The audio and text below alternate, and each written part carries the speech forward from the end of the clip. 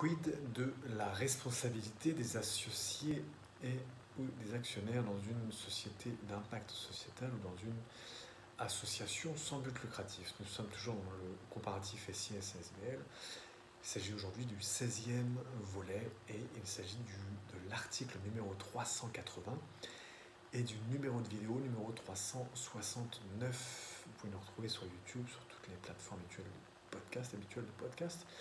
Et vous pouvez retrouver cet article, bien évidemment, par écrit sur le site Mario Avocat avec un S/Valémeco. Nous sommes aujourd'hui le 28 juin 2021 et je suis Bertrand Mario, avocat à la Cour, et je vous souhaite la bienvenue. Qu'il s'agisse d'une société d'impact sociétal, d'une SIS sous forme de société anonyme ou de société à responsabilité limitée, la responsabilité des actionnaires ou des associés est individuelle et limitée à leurs apports. Pour ce qui est de la SIS, sous forme de société coopérative cette fois, sauf stipulation contraire des statuts, les coopérants sont indéfiniment et solidairement responsables.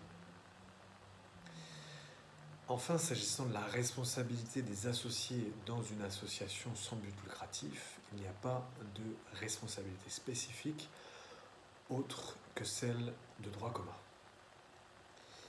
Je vous invite à vous reporter à la loi du 12 décembre 2016 portant création des sociétés d'impact sociétal telles que modifiées, à la loi du 21 avril 1928 sur les associations et les fondations sans but lucratif telles que modifiées, et enfin à la loi du 10 août 1915 sur les sociétés commerciales telles que modifiées. Et un point de doctrine, vous pouvez vous reporter aussi à notre livret comparatif sur les sociétés, le petit livret violet, le livret comparatif sur les sociétés d'impact sociétal et les associations sans but lucratif, qui a été édité pour l'Union luxembourgeoise de l'économie sociale et solidaire et le ministère du Travail et de l'économie sociale et solidaire,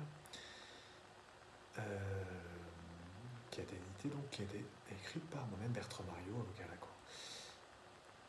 Voilà, nous sommes donc aujourd'hui le 28 juin 2021, il s'agit de l'article numéro 380 et du numéro de podcast numéro 380 et de la vidéo numéro 369. Il s'agissait de la question de la responsabilité des associés et actionnaires.